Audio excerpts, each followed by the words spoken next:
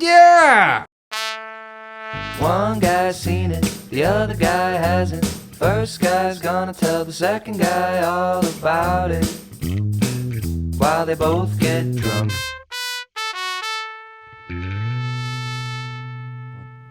All right, welcome to another episode of One Guy's Seen It, the only podcast where one guy has seen the movie, the other guy has not seen the movie, and the first guy convinces the second guy to see the movie, and then they watch the movie, and then they get drunk and talk about the movie on the internet because that is what they choose to do with their sentience. But without any further ado, rigmarole, hoopla, or ballyhoo, we are your hosts. My name is Jeff. My name is Sumner.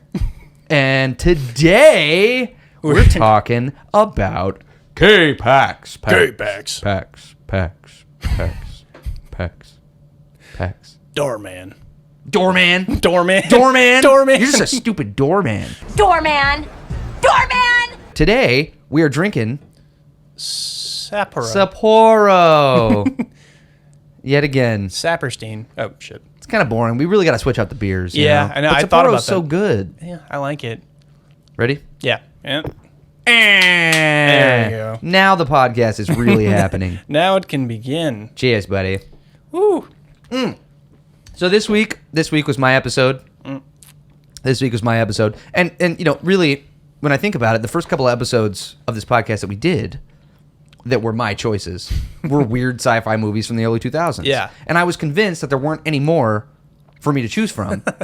This was interesting because it wasn't like any of those other ones. No. It wasn't like Splice or Species. It wasn't like the alien that goes around chopping people's heads off and fucking everybody or anything. No, I mean, there is something to be said about that type of movie. Yeah. No, this is a very different, this is a cerebral, you know, psychological movie. Drama. Yeah. not really a thriller at all. Yes. But look, so I was really excited because, you know, the last episode, or I guess a couple episodes ago that we did Surfer Dude, which was something that had just popped up on Amazon Prime. And it's so funny that it ended up being on Prime and that it's like one of the number one trending movies on Prime right now. Yeah. Because I had thought about it totally separate from that. And you're like, holy shit, it's on Prime. Yeah. I don't know why it popped into my head. And I know Kevin Spacey's in some hot water. Yeah, I mean, I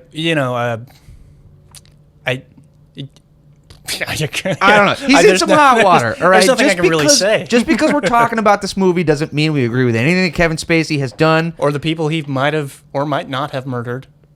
Murdered? Yeah, have you not heard about this? No. There were, so I'm going to have to look it up and like kind of find these things because allegedly, Kevin Spacey don't kill me. But, but he had some people come forward. And then mysteriously, like 3 or 4 of them were found dead, like after they had come forward. Oh, fuck, dude. So the saga begins. Yeah. Wait, didn't you tell me there's a documentary? There's a documentary. Well, I haven't watched it, but there are parts of it that I heard about and that I probably can't talk about on YouTube, so I'm not going to mention them, but they're pretty fucked up. I'll tell you afterwards. Okay. And I don't think it's always the right thing to separate the artist from the art. No. In this particular case, though, it's more of a sentimental movie for me from my childhood. And there are Kevin Spacey movies I still like, but yeah, I don't want to get into this whole debate. Dangerous. Right now. We're not talking about Kevin Spacey's life outside of this fucking movie today. We are talking about K-Pax. Yeah. Now, this is what we always do. The person who's made the other person see it, right? Give me the plot. Oh, fuck. In one sentence. Yeah. So, Kevin. Wait, can this be one of the games? Yeah, this can be one of the games. We've been talking about trying to like spice up this podcast a little bit by adding in these little mini games. Yeah. This could be like the first mini game. This is like the other person's homework if they had to watch. Yes. it. Yeah. So yeah, you'll have to put up like a little graphic that's like mini game 1 Or like a pop quiz. pop quiz. Pop quiz that shit. Yeah. All right. So plot in a sentence. In a sentence, Kevin Spacey plays an alien named Prot who gets sent upstate to Jeff Bridges for psychiatric evaluation, and then he starts changing lives. Changing lives.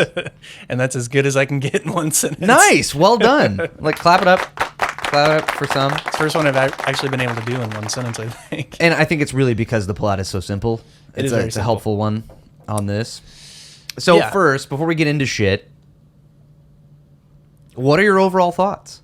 I liked it. I thought it was Yay! good. It's a very enjoyable movie. And the acting's good. The writing is actually really good. The screenplay is pretty good. It's a little basic, not to be a dick, but No. It's definitely a movie. It's got its like run through, but I was intrigued. I was like, is he not? Like the whole time. So I was like, yeah, it kept my attention the entire time. I was like, what the fuck is happening? And really, that's all the movie has going for it. Is he or isn't he? Yeah. Right? Yeah. At its core. That's all that's going on. And I still don't really know for sure. And that's the point. You don't really know. No one knows. No, it's provocative. It's provocative. No, it's not. It's Gets gross. the people going. It's disgusting. That's enough. Yeah, so this, and to your point about it being, relatively simple writing, simple, like this is a movie that when I was 10, I mostly understood what was going on. Yeah. But it's interesting, the part of the movie, and why I was excited to rewatch it, is I probably haven't seen it since I was like 12. Yeah. And I remember the end of the movie and things getting revealed, and that it was like, that was the only part of the movie that I didn't quite understand as a kid, which is like, wait a second, like, Yeah. he had a family, like that's where it lost me, right? Yeah, But I was yeah. still always super interested in it, even Yeah. as a kid, because everything had been so simple up until that point. But anyway, but you liked it. I did like it. It was good. There's really not that many people in the movie that I know other than Jeff Bridges, Kevin Spacey, and then his wife, Mary McCormick. I only know her from Dickie Roberts. Did you ever see that movie? No, I've never seen. This is David Spade, right? David Spade, Okay. yeah. This feels a little odd. Dude, I'm the one in the stroller. One of the, I almost said inmates, one of the psychiatric people, the guy with the glasses, I can't remember his name. Oh yeah, I've seen him in other shit. I don't know. Harold or, no, it's something like that. I can't remember, but he's like the most important person in. He's in Yeah. Twin Peaks. Is he really? Yeah. Oh, Yeah. that's just like. And I he's planned it. fucking amazing in Twin Peaks. awesome. Every time I see that guy in something, I'm like, oh, it's that guy. I love that guy. I want to say he was in another like weird, like obscure, like horror comedy, but like Eight-Legged Freaks or something. There's some other movie from my childhood that he was in that Yeah. I remember his face from. Oh, what is this? But I can't put my finger on it. Yeah, he shows up in random places like that. But Yeah. but he's good. David Patrick Kelly, I think is his name. Okay, cool. I love him. I love you. I love you, man. I'm glad that you liked it because Yeah. this is one of my warm blanket movies, from my childhood. And it's so funny because like I think it was like in the 6th grade or something. I had this English teacher, this like hippie English teacher, and I went to a Christian school, right? And she was very much not a Christian. And when we all figured it out in the class, it was like, oh, ooh, but she was like all into hippie stuff, and she would make us watch movies in class that didn't necessarily have anything to do with what we should have been learning. yeah. And one day, like there was no reason, she just put on K-Pax. Like we were supposed to be doing something, and she was like, I feel like watching a movie today, and she just put on K-Pax. She like had it on VHS, and I think that's another reason why it's almost like, and this is why it's so hard to do a podcast like this and be unbiased, because it's like some of the first CDs you ever bought, or like the first record your dad gave you. Like, I will always love this movie because I got to watch it in class one day instead of doing fucking classwork. Like, that's why I love this movie. So I can't objectively look at it and be like, is this or is this not a good movie? It's K-Pax. It was that one day I didn't have to freaking do any English homework in or whatever. Like, I mean, that's why I love it. That's one of the reasons I love like October Sky and like Apollo 13 or something like that. Fuck yeah, Apollo 13's awesome. Yeah, it was funny because we had a teacher that showed us Apollo 13. She's like, all right, now they might say shit. They might even say the F word. You just got to be okay with that. Be mature, guys, because we're watching Apollo 13. That's awesome. And I think about that too. It's so funny because you grew up going to Christian school and I went to public school where it's just like a fucking nightmare. Completely different worlds. Yeah. So they would just show us like anything. I think we got to see a couple R-rated movies a couple times. Like you had to like for like historical movies or something like that. And to write a note home to your parents like they're going to be watching rated R movie. Now, granted, though, we're still in Texas, so even though, Yeah. and you grew up without your family having any sort of real religion, right? Yeah. So you were I'm a unique heathen. still in that way. I'm sure even at public school, you were completely surrounded by Christians and like you were saying earlier, Mormons in all directions and. Yeah. Oh, yeah. I went to school with a bunch of Mormons. It's just so random. I didn't realize there was a huge Mormon population in San Antonio. I went to a bunch of Mormon dances, which is weird. Like, I had friends that were like Mormons. Like, hey, I think they were trying to recruit me a little bit. Can Mormons dance? Are they allowed to dance? I guess it depends on the genre of Mormonism. Well, these ones were anyway. But it was like we were in middle school, so nobody really danced. They were just staring at each other. Right. So I don't really remember. They said it was a dance, but people. Anyway, nobody cares. No, we're talking about K-Pax, the greatest movie ever fucking made. Well, let's talk about the plot of this movie, right? So it opens in a pretty epic way. Yeah, which I thought was really funny because he's like, it's just, what is it, like the homeless man? And then Prot appears in a beam of light. It's funny that you watch this at a Christian school because there's a lot of Jesus allegories going on for Kevin Spacey's character in this movie. I think that's part of like the memory of that teacher not being Christian is like, why the fuck would she show us this? She's trying to open our minds. She's like, maybe Jesus isn't really Jesus. Maybe he's an alien from K-Pax. From K-Pax. Wait. What is the star system? I had it written down. He's from the binary star system of Agape and Satori. Agape and Satori. Mm-hmm. Wow, interesting. Here's some trivia for you. These are certainly poetic appellations by the writers Agape, which is a Greco-Christian term for transcendent unconditional love, whereas Satori is a Japanese Buddhist term for enlightenment or self-understanding. So you never know. Maybe there was some kind of underlying Christian message that she was trying to deliver. It could have been. That I just don't recall. Yeah. But, I mean, like, well, he kind of, like, walks into the movie like he'd been walking through the desert for, like, 40 years. It's like, it just has that vibe. Mm-hmm. He's been walking and observing the world. Kind of and he's so huggable from the beginning. Like, I'm not saying I want to hug Kevin Spacey. Nobody wants to hug Kevin Spacey right now. Yeah. But his character is huggable. Yeah. You know? Yeah, I don't know. There are moments he kind of creeped me out. Just ever so slightly. Have a seat. Curious expression. Wow. But it's so weird, too, because, like, is it like some woman gets mugged or something like that? Sorry, it's been a week since I watched this movie, so so it opens sound like an idiot again. It opens from the perspective of a homeless man in what is it? What is that station called in New York? Grand Central Station. Grand Central Station. I think it's Grand Central Station. Yeah, it looks like it. But yeah, from the perspective of a homeless guy who witnesses Prot appear seemingly out of thin air. He's like, whoa, this guy. and I have to point out too this is the only piece of trivia I actually already knew about this movie. Yeah. So the glasses, the famous Prot glasses that he's wearing the whole time, are actually Bono's glasses. They are from a very particular brand that Kevin Spacey had to hit up Bono and be like, "Hey, can I wear these in the movie?" And Bono was like, "Cool, just give them back when you're done." Okay, I hate this movie now. This movie sucks.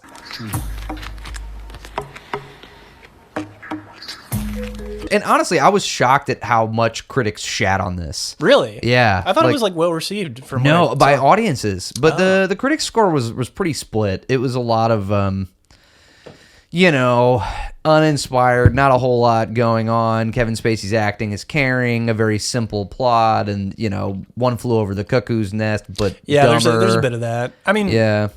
I mean, I don't think it's a dumb script though. I mean, Me either. Yeah, I think I think it's written down for like a big audience, but I don't think it's like dumb necessarily. And I think too, well, compared to now, I mean, like it's definitely not a dumb movie. No, and I think one of the things too was like the style of a lot of the think about the credits sequences at the beginning. Mm-hmm. Were so very like early 2000s, like the music, like the way that it's all shot, and like. I think that at the time, critics were kind of tired of that kind of shit, but it's awesome to see it now because it's just like, my childhood back in a movie. Like, it's just funny that this was like music that goes. Oh,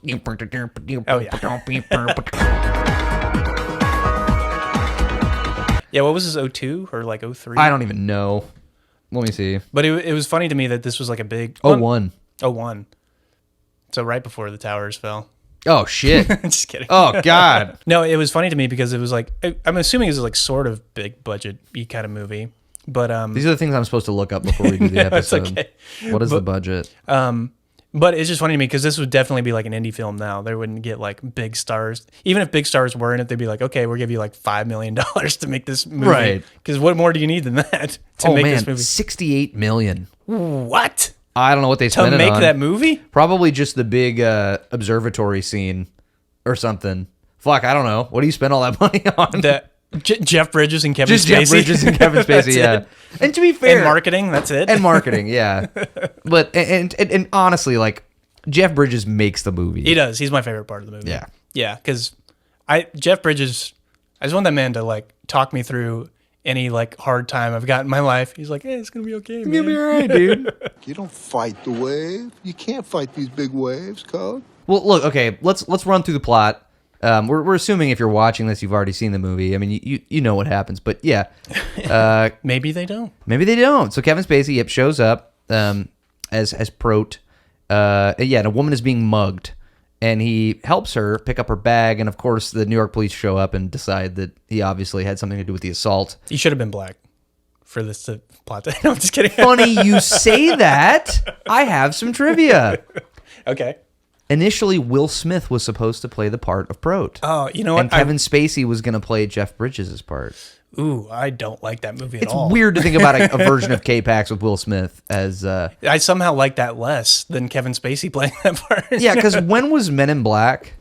It was like 01, I think. The same year? No, it was 99. Okay. So that would have been too weird right after Men in Black for Will Yeah. Smith to play this character. It just would have He been... might have been doing like Ali at that time, or it was like around that time, where he was playing Muhammad Ali. I shamelessly love that movie. I've never seen it. Really? Yeah. Sweet. Or I've seen like a scene or two, but I haven't like sat down Well, and watched that's the whole thing. fucking one on my list, man. But yeah, crazy 2.5 trivia. hour Will Smith trying to pretend to be Muhammad Ali. Yeah, hey, he does a good job, all right? He does a good job. Unpopular opinion, I never thought Will Smith was a good actor. I didn't say he was a good actor. He was great on Fresh Prince of Bel-Air. I'll give him that. But right. other than that, I never liked him. Fair enough. You're entitled to your... You know what? It's not even a brave thing to say because everybody hates Will Smith now. Yeah, it's yeah. cool to he's- hate him. It is very cool to hate him. So you know what? right now. I actually like him. No. But yeah, no, I did like K-Pax. So I mean, like he gets sent upstate on some trumped up charges, which I was like, they could have found a better way to do that. Yeah, they take him to a psychiatric hospital immediately. They know nothing about him. Yeah, because he's like, I'm from here, and they would just be like, okay, crazy guy, we're All going right, to go dude. now. We're not filling out the paperwork to send you upstate right now. Like he would have had to have done, he would have had to have witnessed a murder and didn't give them any information or Yeah. something. Like it had to be something extreme. For But them it to keeps do the that. plot going. Yeah. I guess it would have been like he couldn't be like leaving the facility, so it had to be something like, you know, like he's gonna leave now. It's like, well, you're arrested. You're in a cell. Yeah. So we can't. So Yeah. So I guess it needs to be that way for the Sure. movie to happen. For the movie to occur. Brother came from nowhere. You know what I'm saying? Yeah, Freddie, I know what you're saying. But anyway, yeah, he gets upstate, and Jeff Bridges is a career man therapist who doesn't care about his family, and he's just all about the job. And his beautiful wife is just like, why don't we talk anymore? And he's like, what? I'm fucking. What? That was one of the funniest scenes of the movie. Okay, so I go back to teaching, and this morning my head fell off, but I was able to sew it back on with dental floss. Sorry, I wasn't listening. Yeah, I know. Sorry, that was the funniest part. He didn't like try to pretend like he was. He's like, what did you say? I'm sorry, I was wasn't thinking listening. the same thing, dude. It's like, there's none of that. He's just like, oh, sorry, I really wasn't paying attention to you. So you keep a man like that around. He's like, I'll be straight up with you all the She time. has so much patience for his bullshit. She really you know? does, yeah.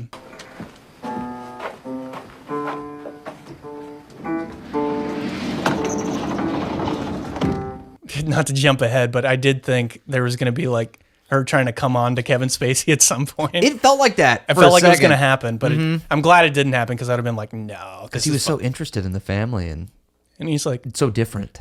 We don't have families on K-Pax. do you have penis and vagina sex on K-Pax? We have long since evolved beyond the need for penises and vaginas. Okay, wait, we got to get there. All right.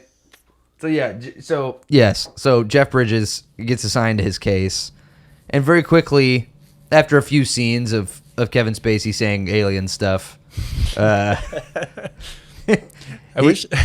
Sorry. no, go ahead. No, I wish I could remember some of the stuff he says. Like, num, num, num, num, num, num. No, he actually. It's wait, wait, wait. interesting the way. He had one line that I think was my favorite of all of the shit that he said. Yeah. When it's some of the first scenes when he's interviewing him. He's like, "Pro, like, how do you know right from wrong?" Every being in the universe knows right from wrong, Mark. I do love how he like uses his name over and over again to just like It's like for leverage. Yeah, I can't remember what I read or somebody I might have taken like some business class, but it was like it's like you say somebody's name to calm them down, or like think like you're like like, hey, we're in this together, man. Yeah. It's like, hey, Jeff. I mean, like, yeah. It's like one of those things. But honestly, when people do it to me, they say my name over and over again, I get kind of creeped out. I'm like, stop saying my fucking name. Pro, I would like to know your friend's name. Well, I ain't gonna tell you. But I want to finish my quote that I liked so much. Yes, please. So he's like, let me tell you something, Mark. Sorry, I want to do the room. Let me tell you something, Mark. Anyway, how's your sex life? How's your sex life, Mark? I cannot tell you. It's confidential. Oh, come on. Why not? No, I can't. Anyway, how is your sex life? It's like, let me tell you something, Mark. You humans, most of you, subscribe to this policy of an eye for an eye, a life for a life. This is known through the universe for its stupidity. Even your Buddha and your Christ had quite a different vision, but nobody's paid much attention to them, not even the Buddhists or the Christians. You humans. Sometimes it's hard to imagine how you've made it this far.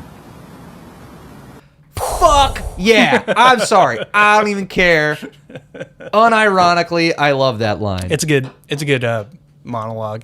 Although I will say that one of my biggest, I don't want to say it, but yeah, kind of issues with the movie is like the way Kevin Spacey plays him sometimes, because he's meant to be more innocent than Kevin Spacey plays him. He kind of plays him sometimes as very condescending and shitty to a lot of people. Yeah. Back. To K-Pax? Yes, of course. Where else? You're planning to return to K-Pax. You're repeating yourself again, Mark. He's like that kid on the playground that's like, they're like, hey, who are you? You want to play some basketball? It's like, wouldn't that be whom are you? Yeah. Dude, Kaylee does that shit to me. Really? She's a whom whore. Yeah. I'm calling you out, Kales. You're a whom whore. You do it to me all the time. She'll never watch Nobody this. cares. Yeah, it's true. She will never watch this. No, but I'm with you. And that, honestly, even though, yes, that is something that's so annoying, that would lead you to believe he might not be the alien that the movie is trying to convince you that he is. Sure. Yeah. I think it does add to the human side, like he might be a human side of things, right? And that's what the movie does do, is balance that well enough throughout. That, like, the first half of the movie, you're like, oh, he's totally an alien. He can't see, or he can see ultraviolet radiation at different points, and he knows about the universe and the curvature of the earth. And the back half of the movie gives you 18 fucking reasons that he's not an alien. And then at the end, we'll get there. But like, yeah, I do want to talk about theories when we get through like all the plot stuff. But totally. Yeah, because I am curious like where you land on Izzy is in the kind of thing. We'll get there. I don't believe you're from K-Pax. I would say you're in need of a Thorazine drip, Doctor.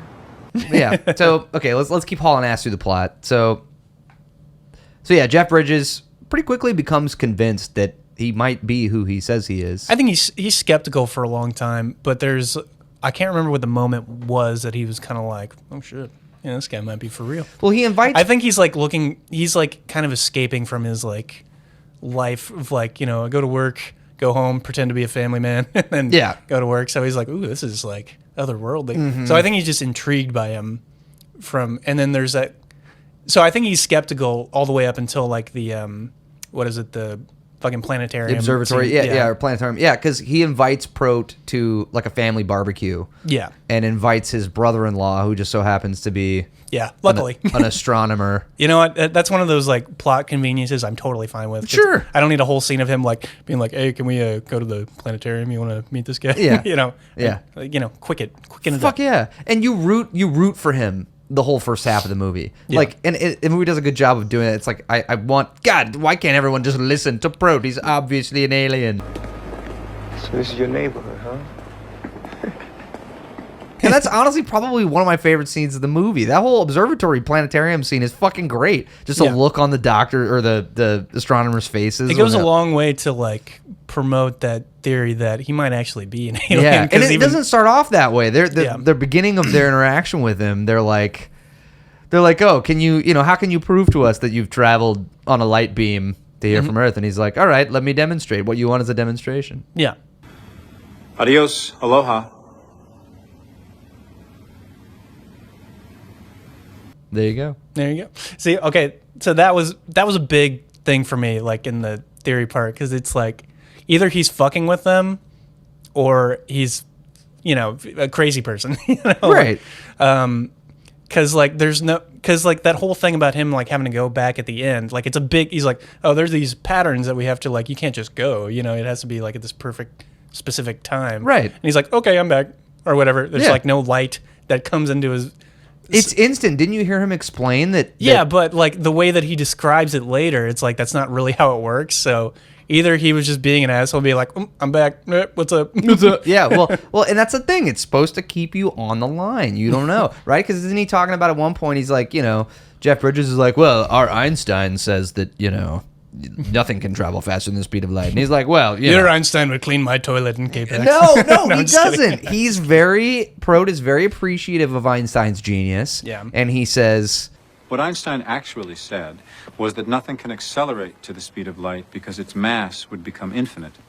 Einstein said nothing about entities already traveling at the speed of light or faster. you guys just don't understand what he was saying.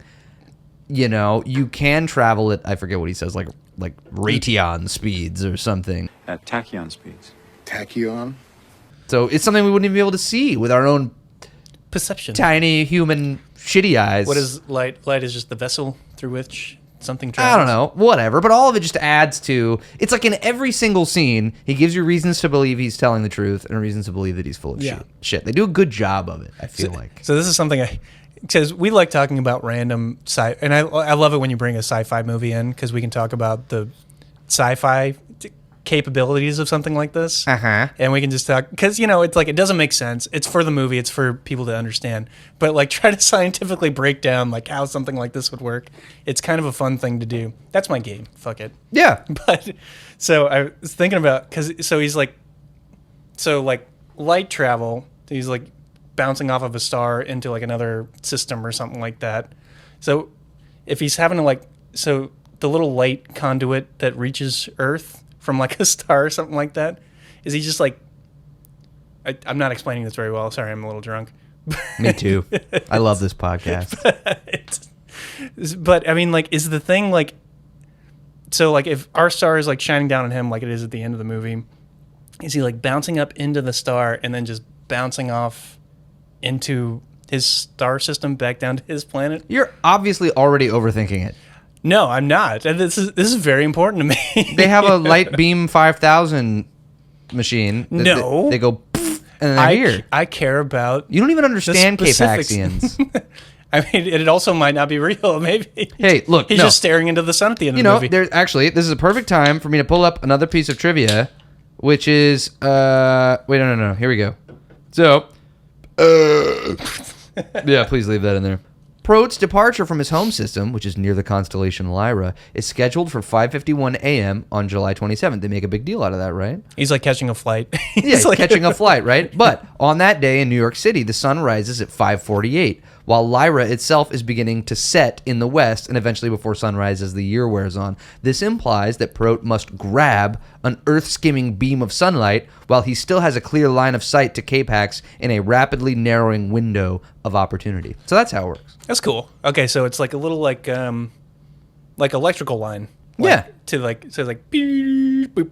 And it has to be at the exact right moment. Yeah. Why his departure time is so specific. It's like Mario Odyssey. Have you ever played? Oh, no, but you just got it on Switch, right? Yeah, Mario Odyssey. There's like, so you can use your hat to like throw onto like little like electrical beams or something like that. So it's just these little like sun things. You throw it on there and then you just you go on the little power line. That's it, dude. That's how he does it. Yeah, that's how it's done.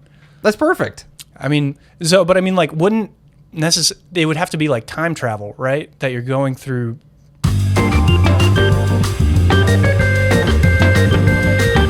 Time in order for it to work, because so it's like, so if you're going at light speed, you'd have to like. He's not going at light speed. No, I know, but I mean, like, if you were going at light speed, technically, like, or you're going faster than light speed. Mm-hmm. Oh my god, I sound like such a fucking idiot trying to explain this. No. Keep going. I'm in. But if you're traveling at light speed, like the light necessarily wouldn't, like your light wouldn't necessarily reach that place. So you would need to travel through time in order to like get there, or like a pre-existing light. So you're traveling through old light to get to a particular place. Look, obviously, K-Paxians have a better understanding of the laws of physics of our universe than we do. They have the ability to manipulate time and space and operate it. What is it? It's like... And I'm pretty sure I failed biology in college. I failed one of my biology classes. So. It's something that that puny Earth humans cannot understand, Sumner. Just... Your tiny drunk Earth brains can't understand. Yes, just suspend your belief. It's science fiction, Sumner. So, I mean, I guess like the setup for the scene, if you haven't seen it in a while, is basically he tells his brother-in-law that like, hey, I got this guy. He's like, well, we can figure that out really quick. Let me bring a bunch of doctors in here. Yeah. And like figure it out. He's that scene where he's like talking to them. He's like, doctor. How many doctors are there on this planet? Wait, in order for me to find out, Sumner, first I need to travel to K-Pax and back. All right, I'm here. I'm back. Adios, aloha. Yeah, so they give him a test. They see the star system, Agape and Satori. Mm-hmm. Nice. Nice short-term memory. Very impressive. Hey, very nice. Not that drunk yet. Hell yeah. Just when I talk about light. We're trying, though. But they find the star system that he's talking about. He's like, can you map the revolution patterns of your solar system or whatever? He's like, yeah. And then he does it perfectly. And it's like kind of a cool moment. You're like, oh, fuck. Holy fucking shit. He's actually an alien. And then all the doctors are dumbfounded. They're like, yeah, I mean, I don't know. I don't know what's going on. Right. And he's like, oh, okay, all right, well, there might be something to this.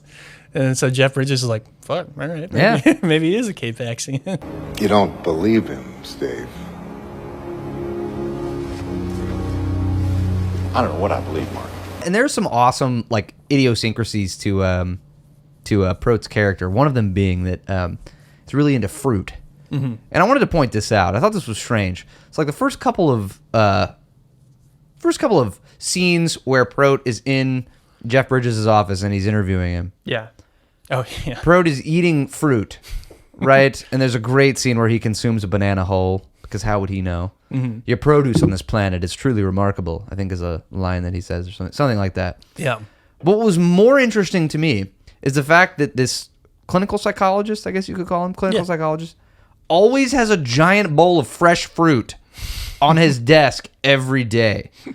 And it's like, I was like, man, like, I guess the patients must really dig the fruit. Yeah. Now, I'm sure he makes enough money that that's a thing, but I just couldn't let it go. I was like, man, he always has all this fresh fruit in his office for the patients to eat. Who's eating fresh fruit? No, I'm with you. Maybe it's just because I don't eat fruit that I can't believe other people eat fruit. Weird and you don't eat fruit. I don't.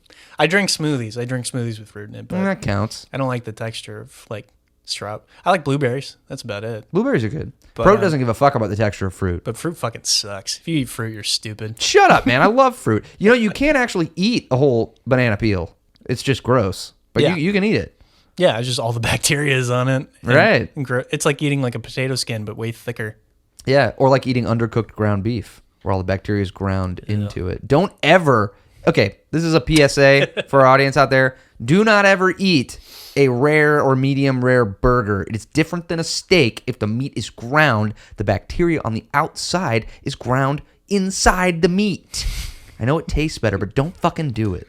Do whatever you want. Life is short. Life is short. Do whatever you want. But anyway, okay, we got to get through this fuck. I feel there's not a whole lot to talk about here. Well, there's some... Okay, we're getting to the shit. Getting into the bones. We're getting into the shit, all right? Mm-hmm. So Jeff Bridges starts to believe there might be... But at the same time, Prote is at this mental hospital, and he's befriending all of the patients. Great cast of characters. Yeah. Right? Yeah. And I think that's the thing that they were talking about. It's very One Flew Over the Cuckoo's Nest. Like all the... Which I would have never appreciated if I hadn't been shown the movie. We got that episode. Go watch it. Of One Guy's Seen It. Well, it's audio, but you can listen to it in your car. We could do another one. We should probably just redo all of those episodes. Nah, there's only a couple in there I think I'd probably redo. But anyway. K-Pax, the greatest movie ever made. So, this is the perfect time for my game. All of this was just a setup. So, we're going to try to keep spicing up this podcast by adding in little mini games. It's like Mario Party. It is like Mario Party. So, for this particular episode, here's the game. Sumner, why does Prot love fruit so much? Because he hates beef and the slaughterhouse. I don't know why. Sumner wins the game. This is where you put the graphics up, where you put the points. Sumner gets. That's the like point. a big plot point. Yeah, but I don't know. I thought maybe it would have slipped through the cracks. I don't know. All right, fine. No. I have a new game. Well, I mean, like, there's all that stuff about like him, or it's either him or like his. Okay, we'll get there. I was jumping ahead by even doing that this Yeah. early, but it was because I was talking about the fruit. I was like, so I mean, I think realistically, in the plot wise, there's probably like only like 3 scenes to really talk. Well, you were talking about the inmate or the inmates, goddamn. the inmates. The psychiatric patients. Yeah, they have a soul. Yeah, talk about them. Yeah, they're colorful. I actually love the guy. I can't remember his name, but he's got the glasses on, and he's like OCD or something like that. And like Prota's giving him advice on like he's like, "There's 3 things you have to do: find the bluebird of love," or something like that. And then there's this whole scene where they see a bluebird outside. They're like, "Holy fuck, a bluebird! Fucking bluebird!" And they start wrecking the place. It's like a fucking rave. It's insane. But yeah, he's giving all these guys advice, and then like, I mean, throughout the course of the movie, everybody starts believing that he's from K-Pax. So they're like, "So when are you going back or whatever?" And he's like, "Oh, I depart on July something." Mm-hmm. Actually, we should try to release this on July 27th. Is that the 27th? Yeah. Yeah, I'm gonna try to release it on the 27th. Hell yeah! For this. K-Pax Day, National K-Pax Day. But yeah, so they all are completely convinced because the advice that he's giving actually works. I think it's just his confidence and like being otherworldly. Mm-hmm. They kind of have like the confidence to like be like rise above them. Well, it depends on what you believe about depends. the true nature of Prot, Sumner, but we will get there. But yeah, so he's like, "I can only take one person with me back to K-Pax." And so everybody's trying to like vie for his attention to go back with him to K-Pax because they're like, "Fuck this place. This place is stupid." There's that one guy.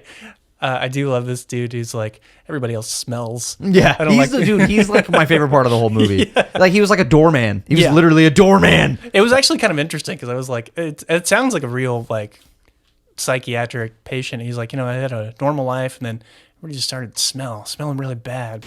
This place smells worse than all, except for you. You don't smell, so I figured maybe you could help me. That guy's great. You don't smell. Yeah, and yeah. So everybody's vying for. And who's the lady that he might or might not have taken at the end? It's like the one lady. It's like comes to him in the middle of the night. She's like, "I know about you." Or Well, and I almost want to get to her because so like you were saying, all of the patients are fighting for a chance to go back to K-Pax with him. They all want to escape this situation. And so he devises this way for them to essentially apply. He tells everybody they need to write an essay. Yeah, it's like an essay contest. Yeah, an essay contest. And they go crazy, they decorate. And it's funny because like it's obvious all the workers are happy that Prot is there because he's, putting everybody in a good mood and they're like engaged and they decorate the place. Which one of us is going with you? There's extra points for the one who goes to sleep first. But yeah, there's one girl who is a patient who everybody says like she's afraid, she doesn't talk because she's afraid that if she speaks, like smoke will come out of her mouth. Yeah. And so so she also writes an essay. And anyway, before we get to her, because I want to talk about her. Yeah. Let's get to sort of what Jeff Bridges discovers, right? Mm-hmm. Which is, it's getting close to, he starts putting him under hypnosis. Yeah, that scene is crazy. It's crazy. And I think it's the best acting that Kevin Spacey does in the movie. Yeah. While he's under hypnosis. Yeah. And there's this cool kind of back and forth cat and mouse game that they're playing with each other. It is kind of funny that like I feel, I don't know this for sure. I could be wrong. But I feel like in the therapy world, hypnosis is like a quack science. It's considered a pseudoscience. Yeah. Okay. So, except in sci-fi movies where it totally makes cool stuff happen. It's like, this is the only way we can get this to go forward because he's not breaking on anything. Yeah. I don't know. I bet you could find interviews with people that have undergone hypnosis that like fucking swear by it. Yeah. I don't know. I feel like you have to be susceptible to that in some way. Yeah. Susceptible to some kind of like, what is it? I don't know, authority or something like that, where you just kind of do whatever somebody would say. Or be mentally ill. Be mentally ill on top of that, but we're not for sure that he is. I'm just not. Well, I guess this is one theory into the human side of it. But clearly, a broken man. Jeff Bridges, a very successful clinical psychologist, absolutely believes in this process, and he's still convinced. Something happens. He invites Prote to a second barbecue with the whole family, and Prote starts pushing his daughter on a swing, and he's like, why would an alien find so much joy in pushing my daughter on a swing? Sprinklers break and go off. He gets soaked, and Prote has this like fucking meltdown. Yeah, it is clearly some kind of past trauma. And it's funny too, because at this point in the movie, Kaylee and I paused it, and she was still arguing for him being an alien, right? Yeah. And I like nice. So she was like, well, what if water is really bad for K-Paxians, and that this is just a trauma response to him being like hit with water on K-Pax. Yeah. But it's interesting how Jeff Bridges interprets it, which is okay. All right, it broke the K-Paxian for him. He's like, all right, this is a guy responding to some kind of trauma from earlier in his life. Yeah. Which is when I think that's like the point in the movie when he decides to. And at that party is another scene that you were talking about with the wife, which is great. Oh, yeah.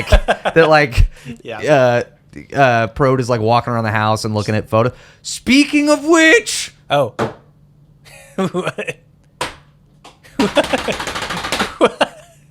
Jeff Bridges' son from a prior marriage. Oh, we forgot about that. Yeah. Aaron motherfucking Paul. That's Aaron Paul? You didn't notice? No. Bro, I was so excited for this point in the episode. Honestly, I got to that point. I was listening to Kevin Spacey give that monologue, and I was like, oh, okay, bald dude. You didn't even notice when they embrace at the end of the movie? I didn't. It's Aaron fucking Paul, 4 years before Breaking Bad. Oh, shit. And he has like an eyebrow piercing and shit. No, that was like 8 years before Breaking Bad. Breaking Bad was 05, wasn't it? No, it was like 08. Oh my God. Okay, so he was... I wonder how old he was in this. He must have been like 16 or something. Yeah, or something. Yeah, I did not know. I lost my shit because Prote's like walking through the bedroom and he looks at the picture of Jeff Bridges' kid from a previous marriage, and it's Aaron Paul. And I paused. I was like, "Oh shit, dude!" Anyway, I'm gonna go back and look at the footage. I thought for sure you would have caught it. I was so excited. I was like, I can't believe someone hasn't said anything already. I'm gonna go back and look at the footage. I'm like, how the fuck did you not see? Okay, like to be fair to me, it was like 15 seconds of the movie where he said it. But enough. It was enough. How? Come on, man. Well, you should be ashamed. I'm going to turn in my movie met card. Vince Gilligan. Come on, man. I have. I'll try to get a picture of it. But yeah, this is me meeting Vince Gilligan when I was like 15. Yeah. I want to know if it was Aaron Paul's first acting role, because that would... It could have been, yeah. That'd make this movie so much more significant in the pantheon of movies in my head. It'd be like kissing my sister. Which isn't a terrible thing in some parts of the world. So, anyway, it's at the second barbecue that Prote has this obvious trauma response. And I know. Sorry, I'm jumping around again, but I just remembered, like... So, this is another kernel into the alien theory, I think. Because they're, like, giving him all these, like, highly dosed, like, psychiatric drugs. Oh, yeah. At the hospital, and they're, like, not doing shit. They administered Thorazine on this guy for 3 weeks at 300 milligrams a day, and he was unresponsive. How can you be unresponsive to 300 milligrams of Thorazine? It's impossible. That's why they sent it to you. Yeah, they give just enough medical reasons and like... See, that's the weird thing, because it's like, the way that it's split up, like, the first half of the movie is all scientific, like, these are reasons he is totally an alien, and then the back half is all emotional reasons he is totally not. Totally not. And you know what? I will say, so here's actually a piece of trivia that leans into... and it's funny, because you kind of have to do this yourself. Mm-hmm. But this is another tick on the not an alien box. Yeah. That has to do with the UV rays, right? Oh, yeah. Yeah, he's talking about the UV lights. Or, like, we can't see UV lights. Okay. So, when Dr. Chakraborty, who is... the guy that's talking Indian about guy. The Indian guy, the doctor. He's talking about Prote's vision. He describes him being able to see ultraviolet at 300 to 400 angstrom. Generally, in the context of vision, ultraviolet wavelength is 280 to 400 nanometers, or only 2800 to 4000 angstrom. Mm-hmm. So, okay. Basically, it was shitty science used in the movie. So, if you really wanted to reach for reasons that he's not an alien, that doctor was just an idiot. Yeah. Yeah. And Jeff Bridges was like, oh, okay, science. So you could pull that. if you really wanted to. Yeah, you could. Yeah. So yeah, I mean, like, okay, let's talk about the hypnosis therapy scene. That's where we were. Because this is like a big point in the movie that basically it becomes a totally different movie at that point. Because I think most people by this point in the movie are kind of led to believe that, like, oh, he's pretty much an alien. Like, where's this going to go? I was like really excited. Like, where's this going to go? Like, it's going to be a spaceship or something like that? What the fuck is going to happen? Yeah, dude. Well, I mean, he was talking about light travel, so no. But still, though, you're rooting for him to be an alien. I wanted him to be an alien so bad. Yeah. But then they go into this hypnosis therapy, this regressive hypnosis therapy, because at the party, he freaks out about the sprinklers and like the daughter, and he's like, he's violent. I mean, like, and he like kind of like moved her out of the way, but he didn't really do anything that violent. They freaked out about nothing. It was weird. Yeah. Which is like, who told them? Like, it was a family barbecue. Like, Jeff Bridges is like, yeah, he kind of like fucked up my daughter or something like that. Why would he say that? He wouldn't. He's a violent patient, Mark. He's not violent. So yeah, they go into this regressive therapy kind of thing, and and it works. This hypnosis therapy. They do a couple of sessions, and they're trying to get deeper and deeper. And he keeps talking about his friend. Yeah. What was his friend's name? Pete. Pete. Yeah, because Jeff Bridges is like, let's just call him Pete, because he's clearly, and it's a, what is it? Not multiple personality disorder, but clearly Jeff Bridges' line of thinking is this is trauma based. Yeah, multiple personality disorder. MPD, I think is what it's called. MPD. Yeah. Like, that's where he's going with it. Like, oh, he's created this imaginary character to help him process something. Yeah. It's kind of like alter ego. Alter ego. Yes. Thank you.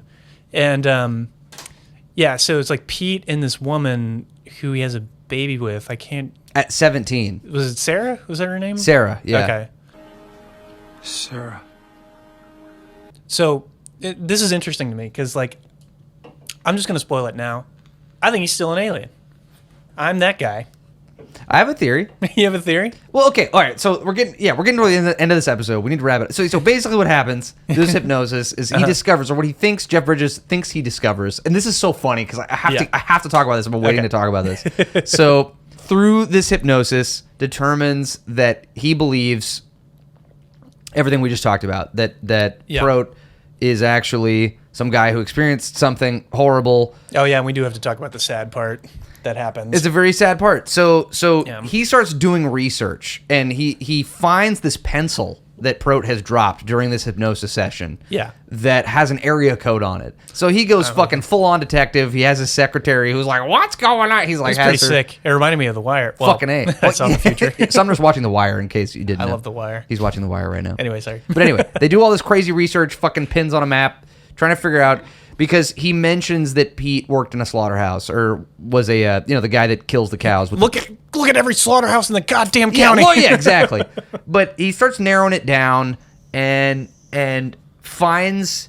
Long story short, there's a scene where he finds this news article that talks about a guy named Robert something. Robert.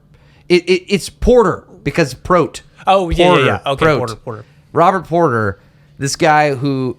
And it's so funny. There's this scene where he finds the local news article on the internet, and all he reads is the headline. Yeah. And the headline's like, local guy, Robert Porter's wife and daughter murdered, right? Yeah. That's all that's in the headline or something like that. And there's a whole article. And it's only for like 2 frames. But the whole article is visible in the frames, and I almost want you to pause it on that part of the movie and put this on. I will.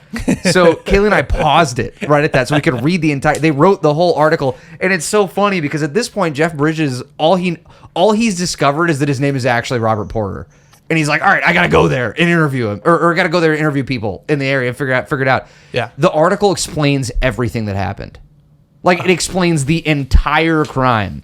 And exactly what happened. But at that point, he has no idea like what happened. He's just like, I got to go there and figure out what happened. She's like, wait, you want to read it for? He's like, no, I gotta go right now. And it's so funny, dude, because like it's all there. Every single thing that happened. I didn't even think about that.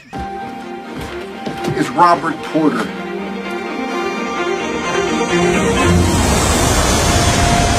I did not think about that for 1 second. It's like 2 frames. Because he like gets a guy to go to his old house and be like walking through. He's like, yeah, it was fucked up. Yeah, what the happened here?" sheriff from the time or whatever. Yeah, he's like, he fucking them and killed them both. I'm gonna have to bleep that out. Yeah, for the algorithm. But yeah, he's like, yeah, he fucking and killed them both, and then he came in and fucking like tore his fucking head off. It was fucking insane, craziest thing I've ever seen. And Jeff Bridges is crying, but I never thought about him. Like, he could have just read the article. It literally... It wouldn't have been as cinematic. No, it wouldn't have. But also, why, as the creators of this film, actually... It's almost like it was an Easter egg for anybody that had the balls to pause it. And realize, like, wait, this is fucking stupid. Why are you going across the country to hear this story that you could read right there? Right there on the article. Your secretary did all this shit for you over the last however many weeks. She found one article with all of the answers you've been seeking for the last 2 hours. And he's like, oh, I gotta go right now. And he just fucking stumbles out of the room. I didn't realize how fucking stupid that was. I found what I was looking for. Sure. And you knew they knew. Oh, yeah. They were like, we need a scene visually to represent all this stuff. Yes. But you could have had him reading it in his office and like visualizing all this stuff. Yeah. It would have been the same thing. Right. You didn't need the sheriff walking around being like, yeah, fuck. It was really fucked up. Really Yeah, because what's the crazy. story? So he had married this woman at 17. They'd had a daughter together. Yeah. They were living I in think this you house. need like, honestly, I honestly think the whole thing was just like the sheriff explaining. He's like, yeah, he's a really intelligent guy, you know.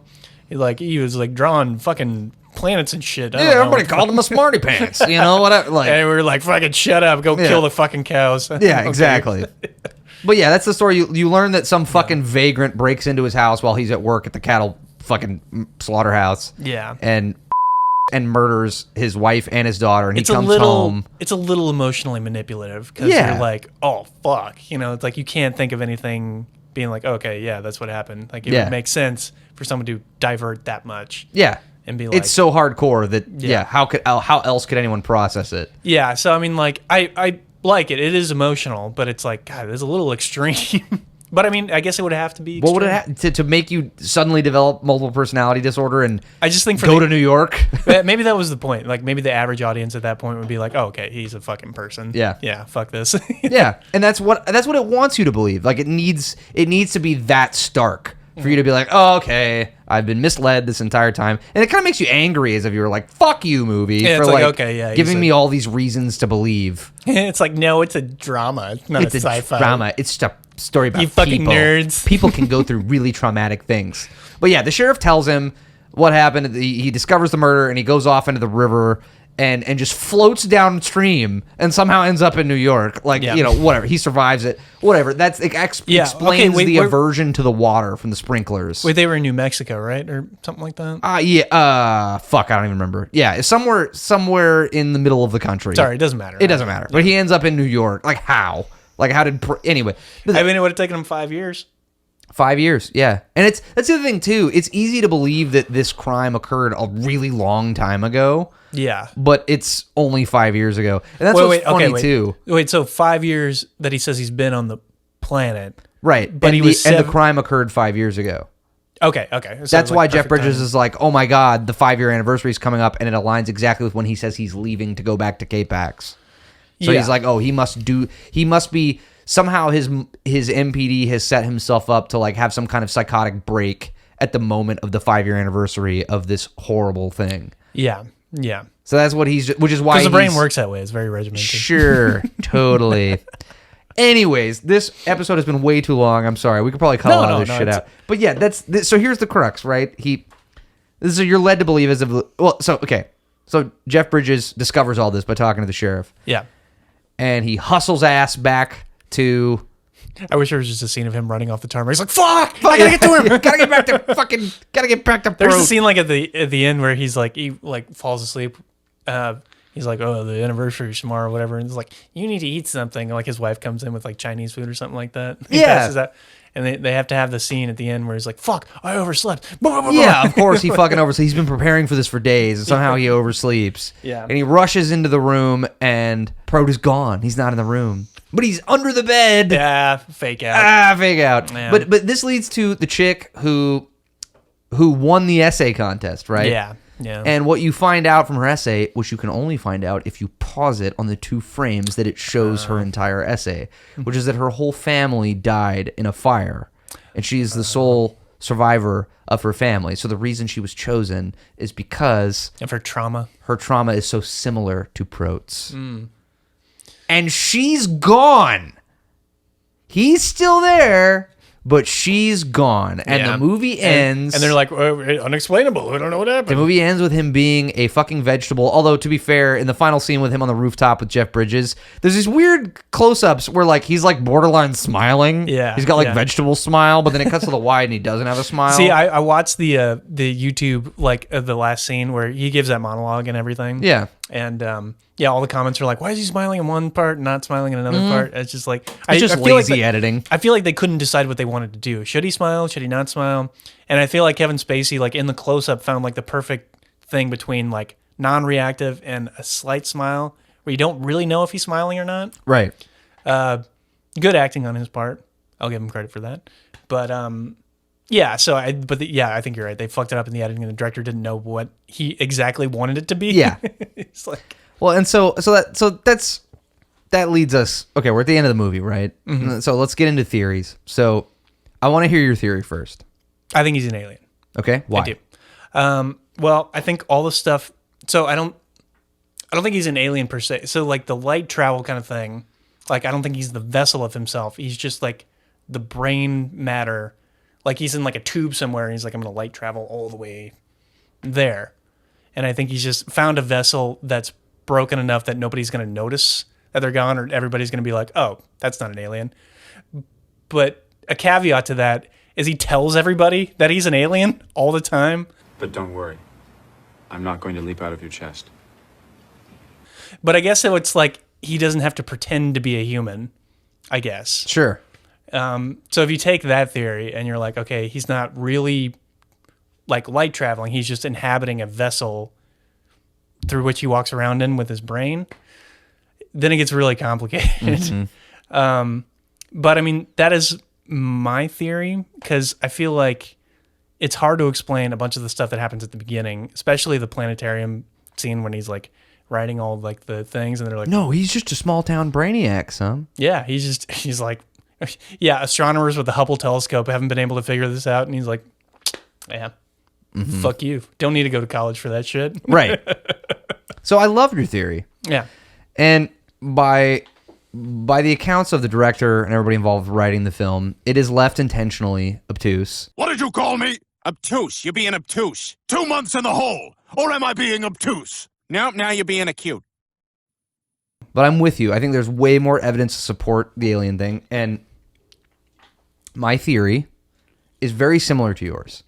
Mm. But that whatever this species is on K-Pax, whatever their means of travel is, the only way that they can do it without dying, the only way that they can occupy other planets is by finding species that their brains can like communicate with, right? Yeah. And that they can worthy but the mind has to be broken by some kind of crazy trauma or whatever. Yeah. And they can inhabit that body for a period of time. So I think both things are true. Yeah. That guy, yeah, he I was agree with Robert Porter. Yeah.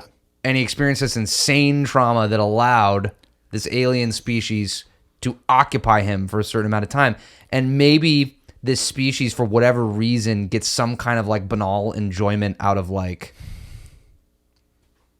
helping other species process grief and trauma. I want to take it even a step further. Do it. I think it is even more of a Jesus metaphor than I realized it was until you started explaining it. Okay. So I think K-Pax, they're like angels. They're like heaven coming down and inhabiting vessels and trying to enlighten their lives and all this kind of thing. They have to prove that they are indeed otherworldly in some way, but they can't necessarily say that they're from heaven or they're an angel or something like that. Interesting. And so they use science and rational thinking to like change people's perceptions. Huh. But it's like maybe they're observing in some way. I don't know. Maybe that's why my 6th grade Christian school English teacher decided to show it to us. It's Jesus. It's all Jesus. It's obviously Jesus. But yeah, I mean, That's just a theory. The drunkenly came to me at one point, so I'm like, it's all making sense. Yeah, I can see the through line to all the Jesus stuff. That's the only reason we do this podcast is so we enjoy movies even more. Just fucking beat it to shit. Beat it to shit. His monologue at the end is pretty good, though. The universe will expand, then it will collapse back on itself, then it will expand again. It will repeat this process forever.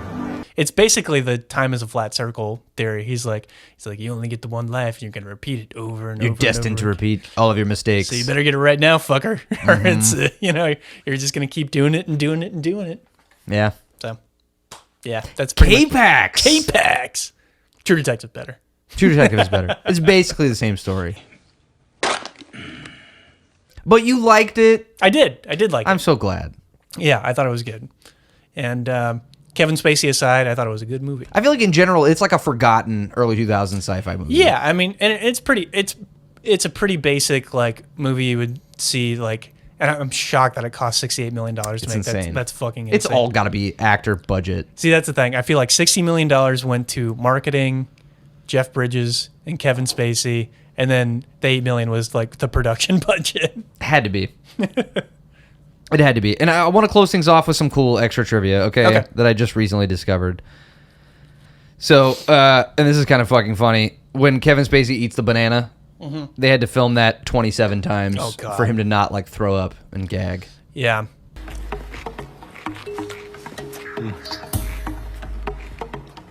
Why couldn't they give him like a fake banana? Right? Or yeah. Like a one, you ever see those like, is it cake or is it a banana? Like, why don't they give him one of those? So some random extra hilarious trivia. So Bill Hader has revealed that he actually... I watched this last night. What? I watched the clip of him talking about being an extra on because I looked up K-Pax. It says that YouTube. he was a production assistant. Yeah, he was a PA. No, I'm not a producer. I'm sorry, I didn't mean to say producer, but he was a PA. I actually know this story. Awesome. And I got fired because we were at LA Center Studios, and there was supposed to be Jeff Bridges hailing a taxi, and it was supposed to be New York, I think, but it was LA Center Studios, and they were shooting Planet of the Apes on the other side, and I blew my lock up, and while he was doing it, 2 apes walked by in the background. And he's like, oh, everybody started laughing. He's like, oh, funny thing. And then the second AD was like, oh, what's your name? He's like, oh, it's Bill. And he's like, okay, Bill, you're fired. Holy fuck. Fired him. That's epic. And the guy who fired me was the second AD, and then he was the first AD on Superbad. And I showed up and I was like, remember me, motherfucker? Oh my God, that's awesome. That's so awesome. Yeah. Thank you for fucking amplifying that trivia. Was that in the story? Yeah, no, that's basically what it says. It says he was a production assistant for a day, but was fired after accidentally letting 2 costume actors from Planet of the Apes wander through a shot during filming. That's great. I literally just watched that short last night. That was so funny. I will say one of the narratives that's really persevered, endured through this movie's shelf life is that supposedly there is an Argentine director, Eliseo Subiela, who filed a lawsuit saying that K-Pax was a complete plagiarism of his film The Man Facing Southeast from 1986. But eventually withdrew his claim due to a lack of personal funds to pursue the lawsuit. Ooh. But he claimed it until his death in 2016 that K-Pax was a complete ripoff of his IP. What a classic Hollywood story. Yo podría haberlo inyectado. Por alguna razón me negaba a recorrer ese camino. El delirio de errantez era inofensivo y por el momento perfecto. But what's your rating, Jeff? On this movie that I chose? Yeah. Well, it's always tough with like nostalgic, sentimental stuff. Yeah. I give K-Pax on our scale, our very special scale of 1 to 5 drinks. I give K-Pax 4 drinks, and here's why. Here's why. Yeah. I cried. You cried? I cried while watching this movie. You cry? Because I had 4 glasses of wine, which I think equates to just hit you in the... about a whole bottle of wine. What part hit you in the feels? It's not going to make any sense. Okay.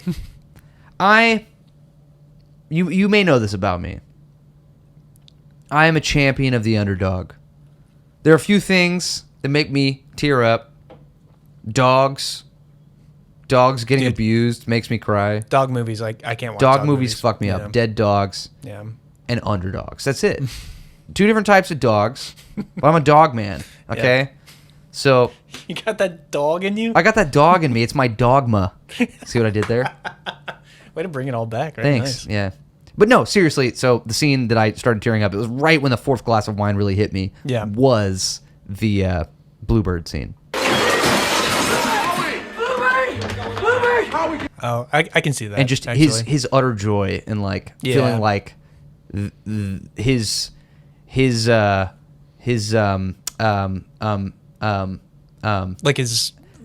everything that's plaguing him is being lifted off of him. His deliverance was the word I was looking for. Yeah. Is on the horizon. You know what? I totally get that, actually. That shit like that makes me cry, too. I can't. I teared up like a little bitch. He's the underdog, man. He's just this, nobody believes him. Yeah. He's just stuck in this mental hospital. Yeah.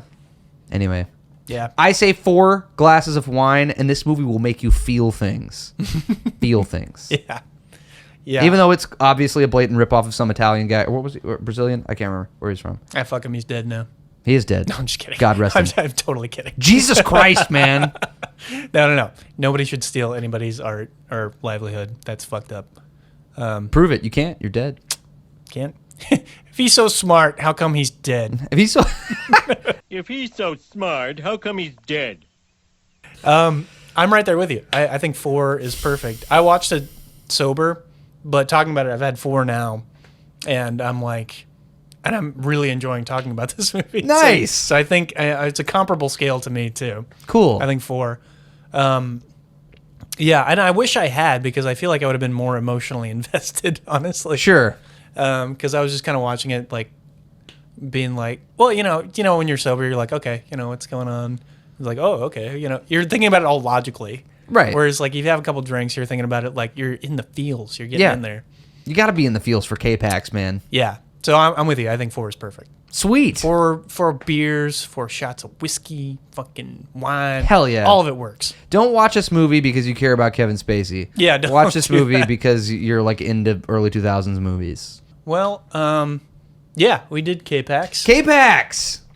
But anyway, next week we could be potentially doing one with my cousin, Corbin. Corbino! He might be on the podcast. We might be doing The Rock. Or, which we'll probably all watch together. Cool. But I am going to do House as my next one. That's my next one that I'm going to do. Nice. I'm doing House. Japanese month? Japanese cinema month? No, I'm just excited to do that. I'm fucking excited too. I've been waiting on this one. I'm waiting for a special occasion, and then I was like, why? I'm just going to do it. Fuck Sweet, it. dude. I've been waiting since we started the podcast. That was at the top of my list this entire time. And now I'm finally going to do it. Nice. Hell yeah. Pulling the trigger. Fuck it. Well, this has been another magnanimous, way too long episode of One Guy's Seen It. My name is Jeff. My name is Sumner. And remember, every K-Pax is better with 4 K-Paxian fruit-based cocktails. Fuck yeah, dude. K-Pax Sapporo? Yeah, K-Pax Sapporo. K-Pax that Sapporo. Cheers, dude. In your asshole. One guy's seen it, the other guy hasn't. First guy's gonna tell the second guy all about it while they both get drunk.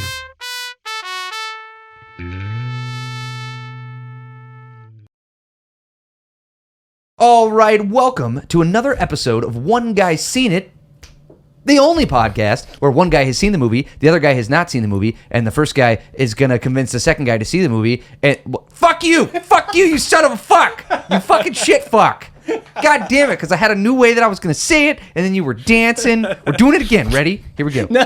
One more time. One more time. That's funny. One more time. Okay. 3, 2, 1. You don't fight the wave. You can't fight these big waves, Code.